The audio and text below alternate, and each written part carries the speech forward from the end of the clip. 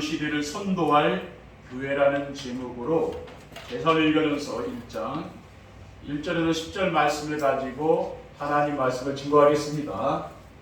할렐루야. 주위에 계신 성도님들과 축복의 인사를 하겠습니다.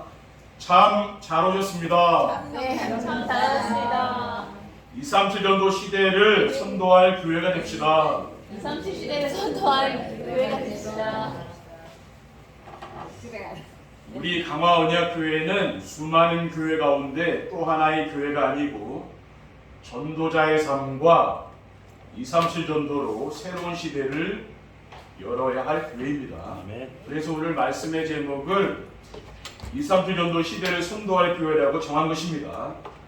우리 강화언약교회는 실추된 교회의 위상을 회복하고 하나님의 영광을 선포하기 위해 세워진 교회입니다.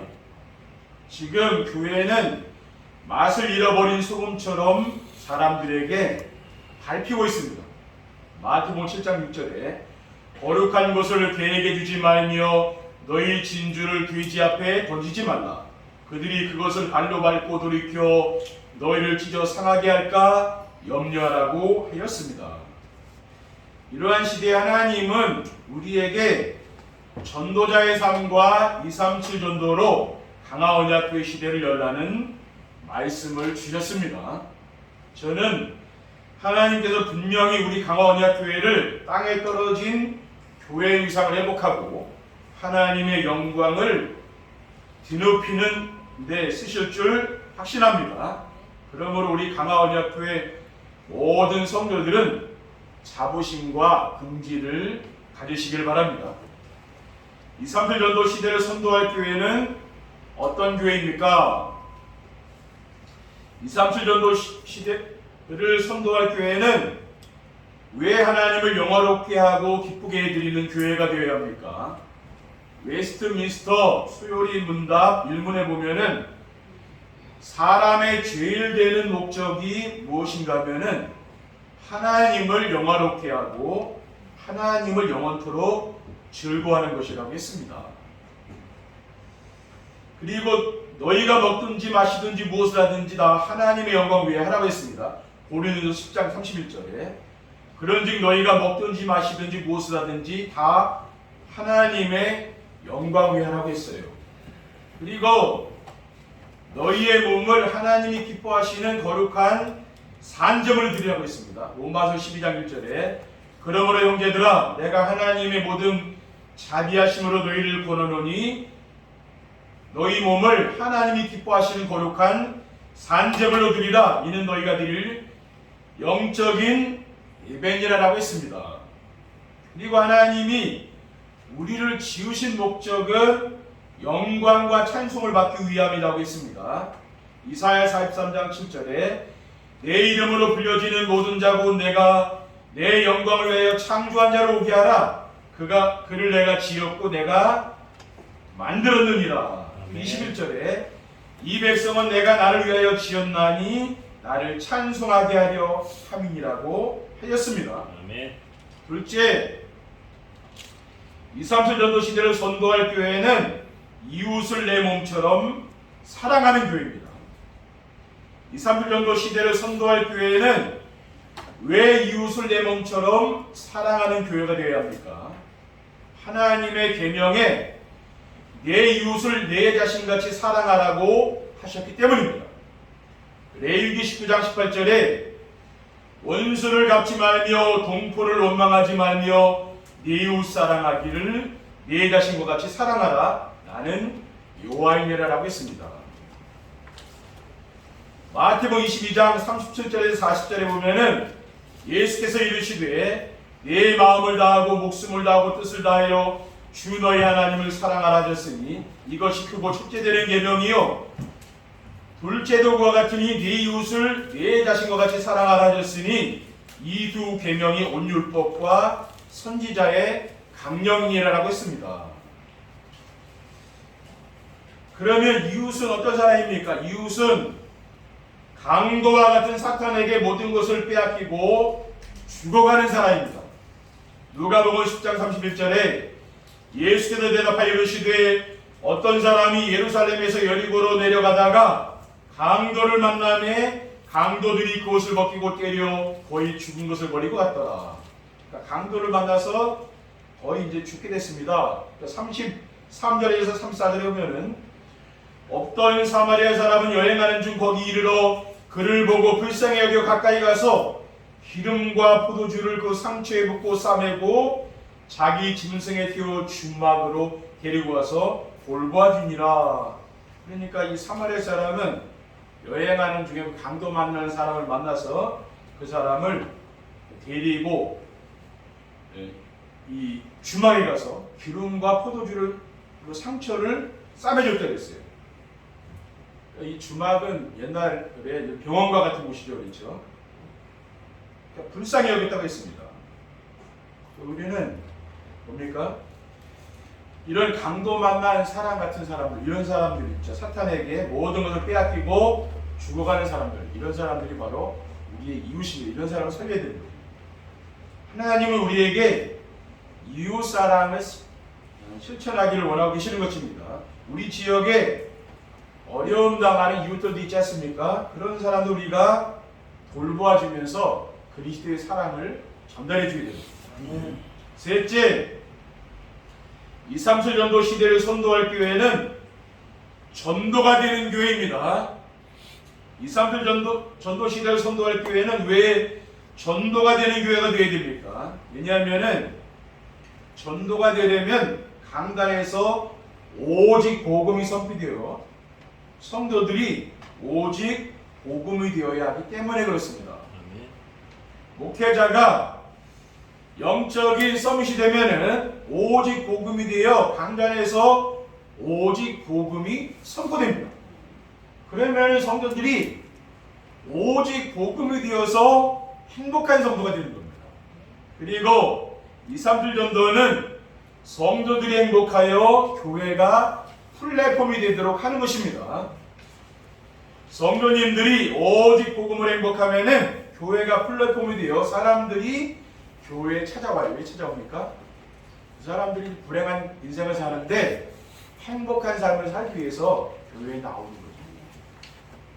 그리고 성도들이 행복하게 살면은 삶의 현장에서 전도가 되어집니다.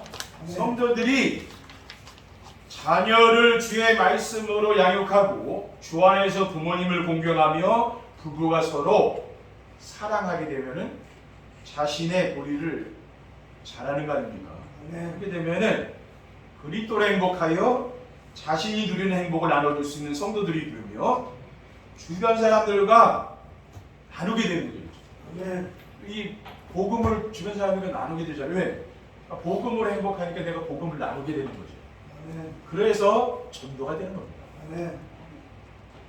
237 전도 시대를 선도할 교회가 되려면 어떻게 해야 됩니까? 237 전도 시대를 선도할 교회가 되려면 강단에서 오직 복음만 선포되고 성도들은 복음이 오직게 됩니다. 왜 강단에서 오직 복음만 선포되고 성도들은 복음이 오직이 되어야 합니까? 왜냐하면은 인생의 근본 문제는 하나님을 떠나서 온 겁니다. 그래서 하나님 만나야 되는 거죠. 그 해답은 오직 복음밖에 없기 때문에 그런 거예요. 창조주 하나님께서 우주와 만물을 지으시고 보시기에 심히 좋았더라고 하셨습니다.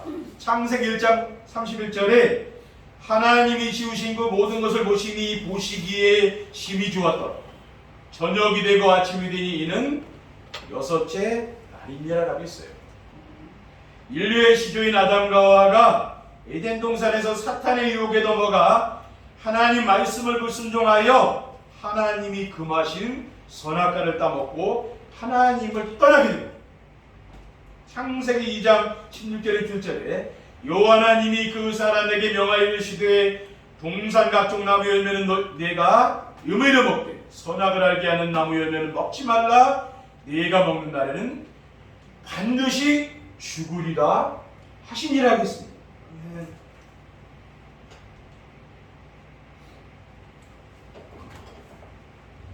그래서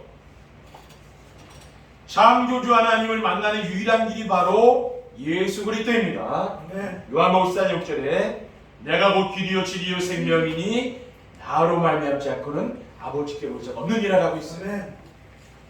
그리고 오직 복음이란 무엇입니까? 복음은 완전하고 충분하여 다른 것이 필요 없는 것. 사도 바울은 빌립보서 3장 7절에 8절에 그러나 무엇이든지 내게 유익하다는 것을 내가 그리스도를 위하여 다 해로 여길 뿐더러 또한 모든 것을 해로 여기면 내 주 그리스도 예수를 아는 지식이 가장 고상하기 때문이라고 했습니다. 네. 사도 바울은 뭡니까? 그리스도의 모든 것을 배설물로 여긴다는 거죠. 아멘. 그리고 복음이 오지게 되면은 부러운 사람이 없고 두려운 것도 없어 행복한 거죠. 사도 바울은 갈라디아 교회 성도들에게 갈라디아 1장 8절에서 그러나 우리나 혹은 하늘로부터 온 천사라도 우리가 너에게 전한 복음 외에 다른 복음을 전하면 저주를 받을지어다라고 했어요. 예수님이 그리스도라는 이 복음 외에 다른 복음 전하면 저주받는다 했죠. 둘째, 성도들이 복음과 전도와 기도응답을 바르게 이해하고 누려야 됩니다. 성도들이 바르게 이해하고 누려야 할 복음과 전도와 기도응답은 무엇입니까? 복음은 하나님을 만나 재앙과 사탄의 손에서 해방되는 유일한 길입니다. 그러니까 그리스도는 하나님 만나서 하나님과 함께 지낼 수 있는 참 선지자예요. 그리고 그리스도는 죄로 말미암은 재앙과 저주에서 해방하신 참 제사장입니다. 아멘. 마가복음 10장 45절에 인자가 무슨 섬김을 받으려 함이 아니라 도리어 섬기려 하고 자기 목숨을 마는 사람의 대선물로 주려 함이라고 했어요. 아멘. 그리고 그리스도는 사탄의 손에서 해방하신 참된 왕이십니다. 아멘. 요한일서 3장 8절에 죄를 짓는 자는 마귀에게 속하나니 마귀는 처음부터 범죄함이라 하나님의 아들이 나타나신 것은 마귀의 일을 멸하려 하심이라고 있습니다. 아멘. 그리고 전도는 하나님을 만난 사람이 임마누엘의 축복을 누리면은 되어지는 거예요. 아멘. 그러니까 예수 그리스도를 통해서 하나님을 만나 함께 살게 되면은 전도가 되어 있습니다. 왜? 하나님과 함께 있으니까 그게 되는 거죠. 아멘. 그리고 기도응답은 복음으로 임마누엘의 축복을 누리며 전도가 되어지는 것입니다. 아멘. 그러니까 마가복음 3장 14절 15절에 이에 열두를 세우셨으니 이는 자기와 함께 있게 하시고 또 보내사 전도도 하며 귀신을 내쫓는 권능도 가지게 하려 하심이라고 했습니다. 셋째, 성도들이 강단 메시지 안에서 언약과 미션과 비전을 붙잡아야 됩니다. 아멘. 왜 성도들이 강단 말씀 안에서 언약과 미션과 비전을 붙잡아야 됩니까? 말씀 안에서 언약을 붙잡게 되면은 임마누엘의 축복을 누리며 즐겁게 되기 때문에 그래요. 아멘. 하나님 함께 하니까 즐거운 거 아닙니까? 강단 말씀에서 언약의 말씀을 붙잡으면은 하나님이 함께 하시는 임마누엘의 축복을 누리고 삶 속에서 말씀이 성취되는 축복을 누리게 됩니다. 아멘. 그리고 말씀 안에서 미션을 붙잡고 순종하게 되면은 전도가 되어지는 축복을 누리게 됩니다. 아멘. 강단 메시지에 선포되는 미션을 붙잡고 실천하게 되면은 현장에서 전도가 되게 되어 있어요. 그리고 말씀 안에서 비전을 붙잡고 기도하게 되면은 제자가 세워집니다. 그래서 하나님의 나라가 회복되는 거죠. 아멘. 강단에서 선포하신 비전의 말씀을 붙잡고 기도하게 되면은 기도응답으로 교회에서는 제자가 세워져요. 아멘. 그러니까 사탄의 나라가 무너져요. 그러면서 하나님의 나라가 이루어지게 돼요. 로마서 14장 11절에 하나님 나라는 먹는 것과 마시는 것이 아니요 오직 성령 안에 있는 의와 평안과 희락이라. 그래서 우리가 해야 될 건 뭡니까? 하나님이 강단을 통해 주시는 말씀을 이렇게 따라가게 되는 거예요. 그러니까 이 말씀을 깊이 묵상하고 이렇게 생각하면은 그 말씀이 성취된다니까요. 그러니까 우리는 지금 그것을 하는 거예요. 그러니까 우리가 강단에서 재밌는 말씀, 이런 훌륭한 말씀, 그걸 듣기 위해서 우리가 강단 말씀을 듣는 게 아니고 이 말씀을 듣다 보면은 내 인생이 행복해집니다. 그렇죠? 그게 달라지는 거예요. 왜? 하나님이 함께 하니까 행복해요. 근데 세상 사람들은 그 마음에 하나님이 없으니까 행복하지가 않아요. 그게 임마누엘. 그렇게 되면은 내 삶 속에서 전도가 되어지고요. 교회에서는 이 말씀을 따라가는 제자가 나오게 됩니다. 아멘. 그 제자는 누구냐? 강단 말씀을 잘 따라가는 성도들 계시다. 그 사람들이 제자예요. 아멘. 다른 게 제자가. 결론입니다. 2, 3일 전도 시대를 선도할 교회가 되려면 어떻게 됩니까? 우리가 2, 3, 7 시대, 전도 시대를 선도할 교회가 우리 강화 언약교 아닙니까? 그렇죠? 아멘. 앞으로 이 강화 지역을 살리고 우리가 정말 시대를 살릴 그런 응답이 온다니까요. 아멘. 강화 지역을 살리는 대표적인 교회가 됩니다. 실추된 교회 유상을 회복하고 하나님의 영광을 선포하는 교회가 되며 오직 복음으로 행복한 가정과 교회가 되면은 성도들이 예배 중심의 삶을 살게 됩니다. 예배 중심의 살게 되니까 나 중심, 물질 중심, 성공 중심의 삶, 이게 세상 문화에 우상 숭배하는 사람들 다 그러거든요.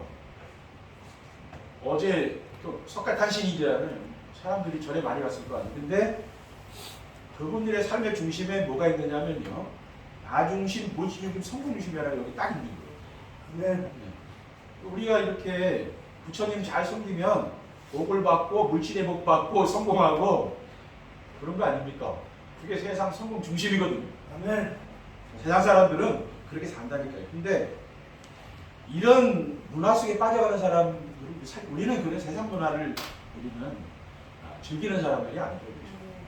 세상 사람들하고는 다른 거예요. 우리는 예배를 통해서 그렇죠? 하나님께 영광 돌리고 그 예배 시간에 주신 그 말씀을 누리면서 사는 거죠. 그러니까 우리는 다른 겁니다. 우리는 복음 드리는 겁니다. 그게 다른 거예요. 그렇죠? 둘째, 교회 유지가 힘이 드는 미자립 교회를 도울 수가 있습니다. 성도님들이 그리스도의 복음을 누리며 이웃사랑을 실천하고 전도가 되어지는 교회가 되면요, 지금 교회 유지가 어려워서 힘들고 자립하지 못하는 교회 많이 있습니다. 그런 어려운 교회들을 또 그 성도들 있잖아요. 이런 사람들이 힘을 주는 교회가 우리 교회가 되는 거예요. 아멘. 마지막으로 2, 3, 7 나라를 살리는 모델적인 교회로 강화원역 교회 시대가 열리게 됩니다. 아멘. 모든 성도님들이 강단에 선포되는 언약과 미션과 비전의 말씀을 붙잡기 위해서 정시에 매치고 누리면 됩니다. 날마다 강단 말씀을 듣는 겁니다. 이렇게 되면은 지금 가정 위기 시대잖아요, 그렇죠? 무너지는 가정이 많고, 그래서 주의 교훈과 훈계로 자녀들을 양육해야 되는 거예요. 아멘. 그리고 부모님의 말씀을 거역하지 않고 순종하며 살면 됩니다. 아멘. 그리고 부부가 행복한 삶을 살게 되는 거예요. 아멘. 이렇게 되면은 가정이 모델이 되는 거예요. 다른 게 아니라 우리 가정이 모델이 돼요. 그러니까 저는 제가 모델이고 우리 가정이 모델이라고 생각하고 있어요. 아멘. 우리 교회가 모델이라고 그렇게 생각하고 있어요. 그럼 뭐 교회가 크고 작고 그게 중요한 게 아니죠. 왜? 아멘. 우리 교회 성도님들이 그렇게 모델로 살고 세상 사람들과 구별이 돼서 우리 가정이 또 모델이 되고 행복하면 그거 우리가 세상 살리는 거 아닙니까? 그렇죠? 그거라니까요. 그러면은 행복을 원하는 2, 3, 7 나라 5, 5천 종족에게 행복을 나눠줄 수 있는 모델적인 교회가 좀 있습니다. 왜? 네. 2, 3, 7 나라 5천 종족 가정들이 심각한 위기 속에 있다 그 말이에요. 아멘. 그런 사람들 살려야 될 거 아니에요, 그렇죠? 아멘. 그래서 성경의 고린도전서 11장 1절에 보면은 내가 그리스도를 본받는 자가 된 것 같이 너희는 나를 본받는 자가 되라고 있어. 오늘 본문 6절에 7절에 보면은요, 또 너희는 많은 환난 가운데서 성령의 기쁨으로 말씀을 받아 우리와 주를 본받는 자가 되었으니 그러므로 너희가 마게도냐와 아가에 있는 모든 믿는 자의 본이 되었느니라 라고 있습니다. 그러니까 본이 되는 교회. 우리 강화되면 그런 교회가 아니에요. 많은 환난과 막 고난과 어려움을 통과한 사람들이 어디 모였어요? 그게 바로 오늘 대살로니가 교회 그런 성도들이 모이고, 우리 강화한역 교회 고난과 환난과 막 많은 어려움을 통과해서 여기 계신 거 아니에요, 그렇죠? 또 코로나라는 그런 질병을 이기고 여기 와 계시죠. 그러니까 여러분이 본이라, 그렇죠? 여러분이 보통 사람들이 아니라니까 여기 대단한 사람들이요, 그렇죠? 여러분이 얼마나 귀중한 사람이고 여러분들이 얼마만큼 존귀한 사람이가 그걸 여러분이 꼭 기억하시기 바랍니다. 아멘. 여러분이 소중한 사람이라 그 말이에요. 그러니까 하나님 앞으로 여러분을 통해서 하나님은 정말 이 시대를 선도할 대표적인 그러한 교회로 하나님이 우리 강화언약교회를 세우실 줄 믿습니다. 아멘. 여러분 가정이 모델이 되고 여러분들이 모델이 되는 날이 온다니까요. 아멘. 그런 날이 오시기를 주님의 이름으로 축원드립니다. 아멘. 하나님 감사합니다.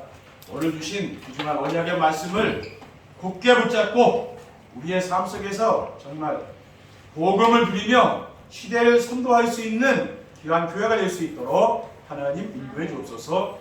주 예수 그리스도의 이름으로 기도드립니다. 아멘.